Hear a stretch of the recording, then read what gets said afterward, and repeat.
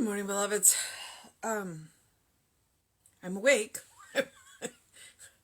I got released to run, and so we tried today, and it really honestly kind of feels like when I first started 3 years ago, where I was literally running from light pole to light pole.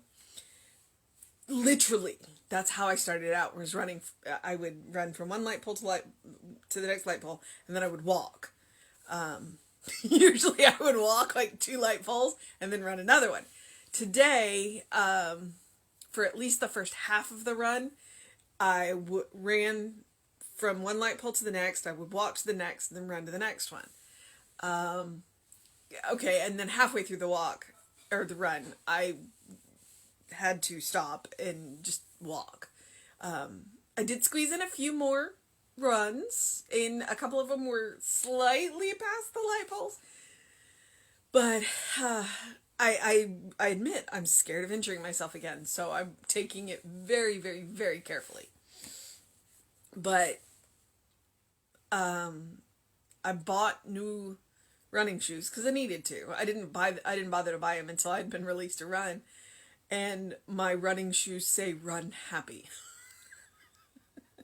I'm happy to be running again, but I'm not ready to give up riding the bike because I really enjoyed having that alternative, running to walking while I was rehabbing my knee. So it's like starting over again, and it's hard, but it's appropriate at this time of year because we're about to start the year over.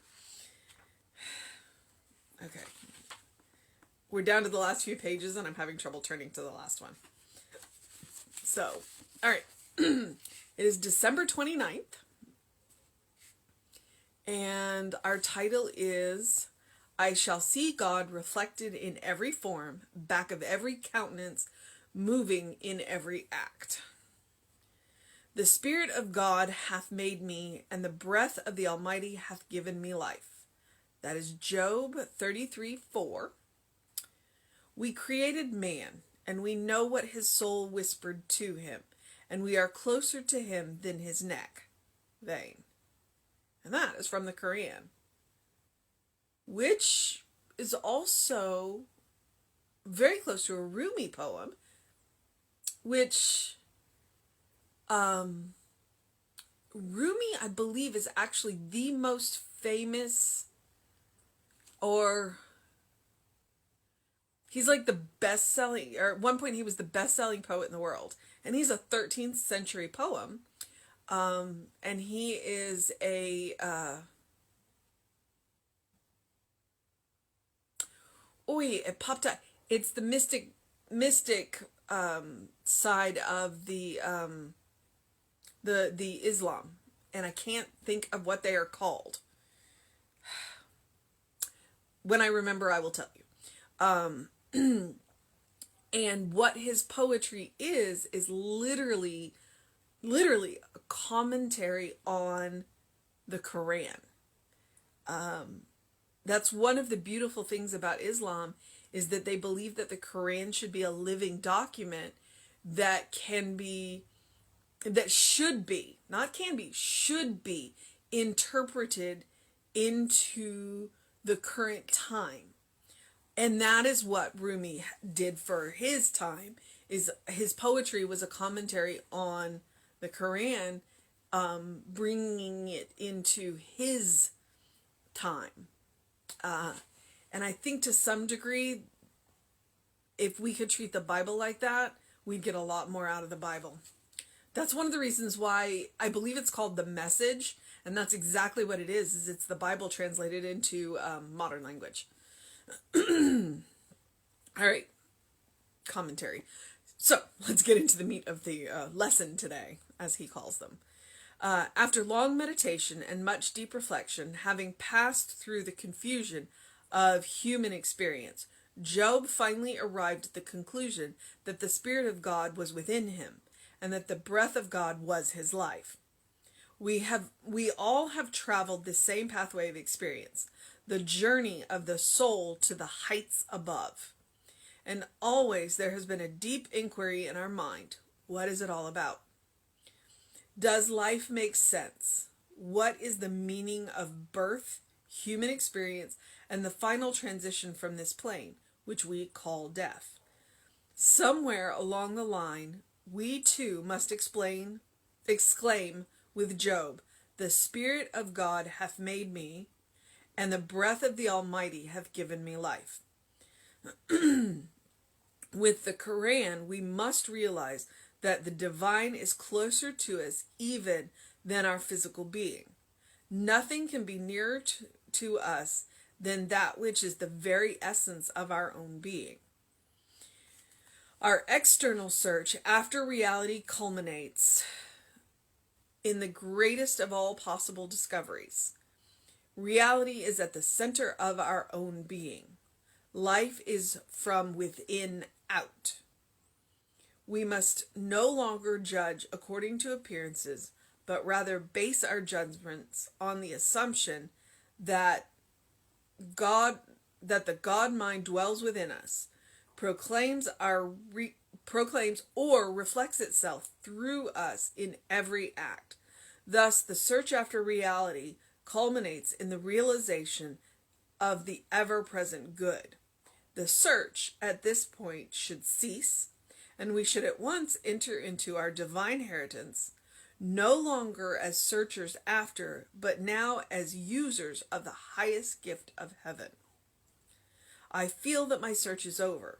I feel that I have discovered the great reality, and today I shall seek this reality in every experience I have. I shall see God reflected in every form, back of every countenance, moving in every act. That's a tall order. That is a very tall order. But not impossible.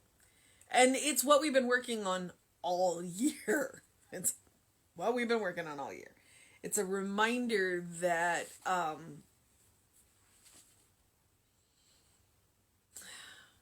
we all came from the same place. We're all going to the same place. We're all made of the same stuff. Okay.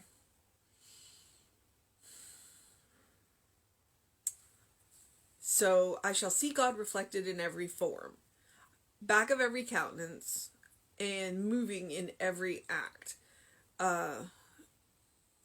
Which is one of the reasons why I talk about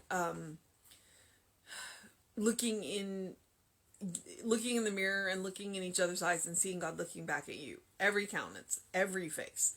And I don't think that he's limiting it to people.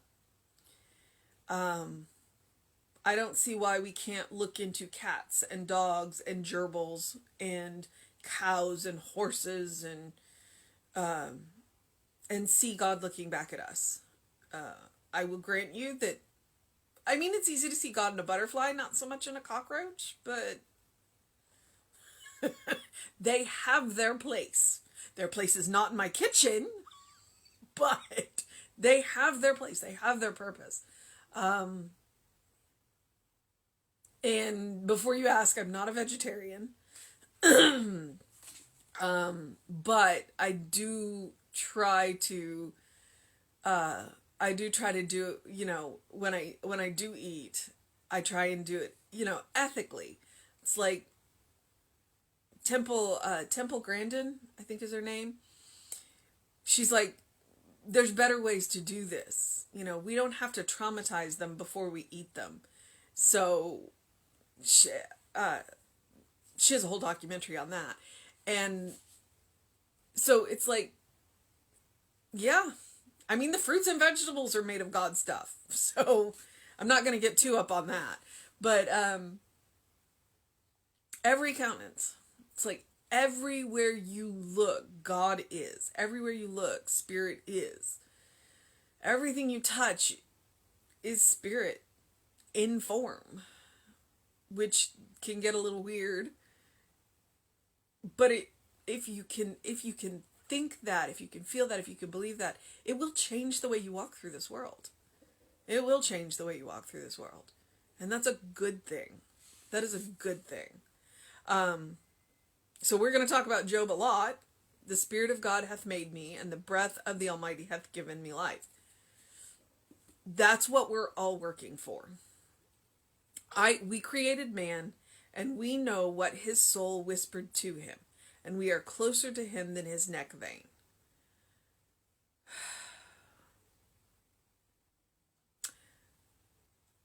It's okay. Like I said, it's a Rumi poem. Could be Hafiz, but I'm pretty sure it's Rumi. After long meditation and much deep reflection, having passed through the confusion of human experience, and really honestly, that the confusion of human experience, we are spiritual beings having a human experience. We are spiritual beings having and they talk about this in Gnosticism, and I believe in the Kabbalah as well, where we put on a coat of matter to have an experience.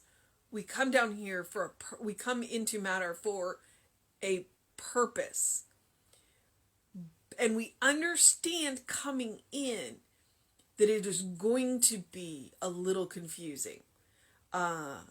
If you're like me and you wear glasses, that's what the material experience is you're taking off your glasses to come into material form. So you cannot see clearly. You can see, but you cannot see clearly. And so we have to work a little harder. But we knew that coming in. And everybody who's come before us has left guideposts. And our job, really, one of our jobs is to leave guideposts for those who come after us. It's like we understand that this experience in material form is confusing. Here's something that helped me. May it help you too. And that the breath of God was his life. Those are the guideposts that this is what we are working back towards. This is what we work towards when we forget who we are. The breath of God is our life. That's what we want to remember, and it will change the way we walk through the world. We will walk a little softer through the world, and we will walk a little more effectively. We have all traveled this same pathway of experience, the journey of the soul to the heights above. He's got that in quotes, so it must be coming from somewhere. And always there has been a deep inquiry in our minds. What is it all about? We're coming to the wrap up of the year. Of course we're gonna talk about that. What is it all about? What did we come here to do? I believe we came here to learn. What did we come here to learn? Love. We came here to love. And we came here to love ourselves, and we came here to love each other, and we came here to love everything around us. Does life make sense? What is the meaning of birth, human experience, and the final transition from this plane which we call death? Somewhere along the line, we too must exclaim with Job, "The Spirit of God hath made me, and the breath of the Almighty hath given me life." With the Quran, we must realize that the divine is closer to us even than our physical being, which he immediately follows up with, "Nothing can be nearer to us than that which is the very essence of our own being." We are made of God's stuff. At the center of our being, at the center of our molecules, at the center of our atoms, at the center of our neutrons and protons and electrons, at the center of our photons, that's spirit. It goes all the way down. We are literally infused with spirit. We are individualized rays of light. That's what he said yesterday. I love that. Our external search after reality culminates with the greatest of all possible discoveries. Reality, that's reality with a capital R, is at the center of our own being. The stuff we are made up of is the stuff that makes up the universe. and if we're made up of that stuff, the universe is made up of that same stuff, then we have the right to rearrange it. Life is from within out. We must no longer judge according to appearances, but rather base our judgments on the assumption that the God mind dwells within us, proclaims or reflects itself through our every act. All right, so if God, the God mind is proclaiming itself or reflecting itself through our every act, then you're like, yeah, well, there are a lot of people doing things that are not so godlike. That's where ego gets in the way. That's where ego gets in the way. That's where we are making a misuse of the law. It's the same power. We are just not using it within our God nature. And when we know better, we do better.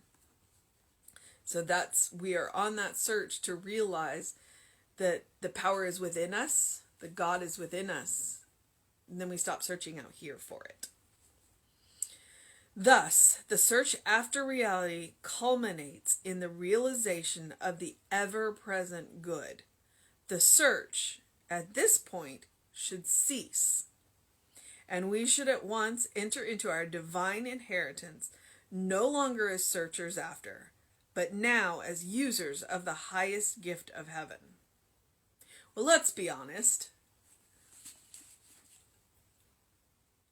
Outside of a few saints, most of us probably remain searchers to a degree all of our lives. We have those moments of clarity, and then we go back to the material confusion. But the goal is the more moments of clarity we have, the more we string together, the longer they last, the easier that they get. It's like, you got there once, you can get there again. Kind of the way I'm hoping that I'm feeling with my running. I got there once, I can get there again. I just got to work on it. And that's exactly what it is. It's like, we're going to search until we find it. And then we're going to hold on to it. And when we are human and let go, we found it once, we can find it again. So,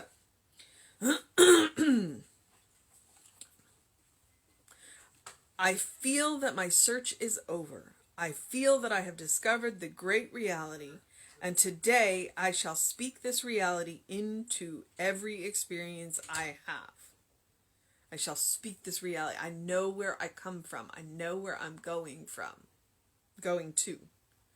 I know where I'm coming from. So I will speak this reality into every experience I have. I shall see God reflected in every form, back of every countenance, moving in every act. Oh, so we got 2 days left. And I kind of glanced ahead, and the cool thing is that the very last one is a prayer for world peace. So that's what December 31st is. So I'm kind of excited about that. I haven't read it yet. I'm going to wait and read it live. But yeah, I'm going to move into the process of my day. I'm going to encourage you to do something loving for yourself, do something kind for yourself, do something compassionate for yourself today and every day.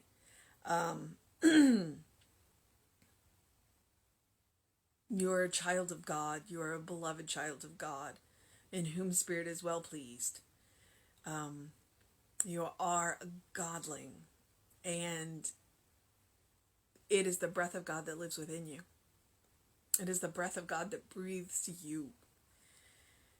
And you deserve that state of grace. Because.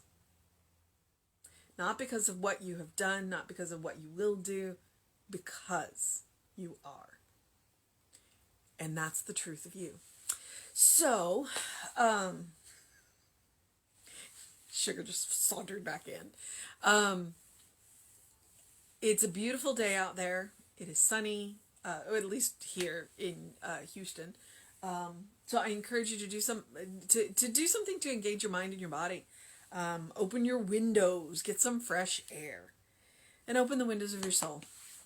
Allow that breath of heaven to come in. And as he says today, allow that breath of heaven to breathe you. To remind you that you live in heaven now.